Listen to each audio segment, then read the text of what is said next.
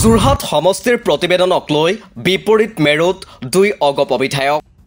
প্ৰতিবেদনক মান্যতা প্ৰদীপ হাজৰিকাৰ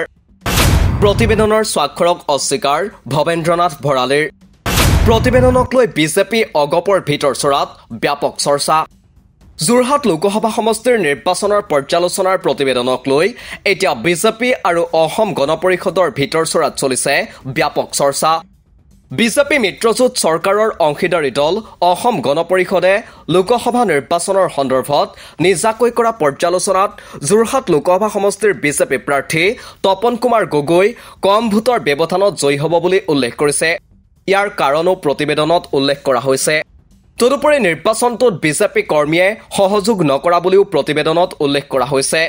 আঞ্চলিক দলটোৰ আমগুৰি সমষ্টিৰ বিধায়ক প্ৰদীপ হাজৰিকা আৰু দেৰগাঁও সমষ্টিৰ বিধায়ক ভৱেন্দ্ৰনাথ ভৰালীয়ে দাখিল কৰা এই প্ৰতিবেদন ইতিমধ্যে ৰাজহুৱা হৈছে উল্লেখ্য দুয়োগৰাকী বিধায়ক যোৰহাট সমষ্টিৰ দায়িত্বত আছিল লক্ষণীয়ভাৱে প্ৰতিবেদনখনত প্ৰদীপ হাজৰিকাৰ নামটো আছে যদিও তেওঁৰ স্বাক্ষৰ নাই আনহাতে ভৱেন্দ্ৰনাথ ভৰালীৰ নামৰ লগতে স্বাক্ষৰো আছে এই প্ৰতিবেদনক মান্যতা দি প্ৰদীপ হাজৰিকাৰ মন্তব্য যিবোৰ কথা লিখা হৈছে মই থাকোতেই হৈছে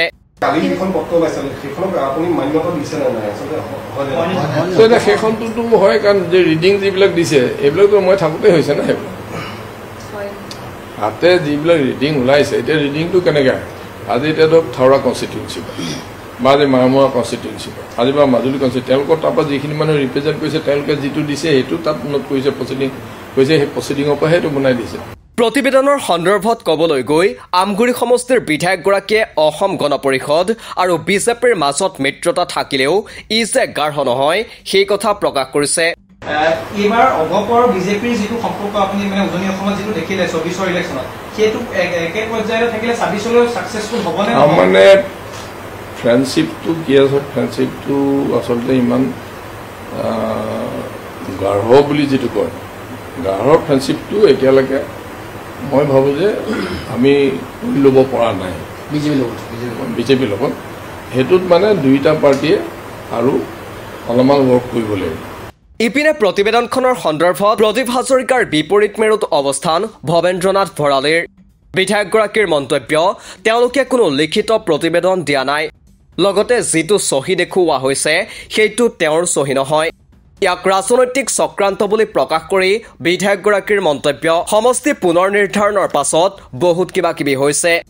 মোক ৰাজনৈতিকভাৱে হত্যা কৰাৰ বাবে কোনোবাই এনে কাম কৰিছে এতিয়া মই অলপ আচৰিত হৈছোঁ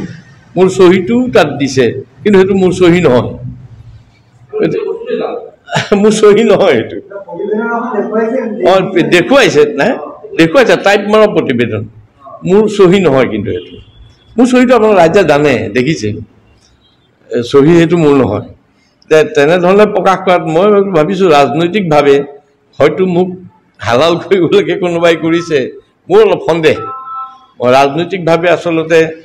বৰ্তমান ডিলিমিটেশ্যনৰ পিছত বহুত কিবা কিবি হৈছে গতিকে ৰাজনৈতিকভাৱে এইজনক যদি অকণ বহাই থ'ব পাৰোঁ এতিয়াই সুবিধা গতিকে তেনেকুৱা ধৰণৰ ৰাজনৈতিক কিবা এটা চক্ৰান্ত হৈছে বুলি মই ভাবোঁ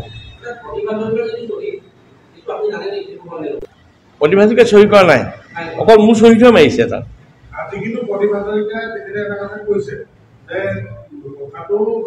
আলোচনা কৰাৰ কথা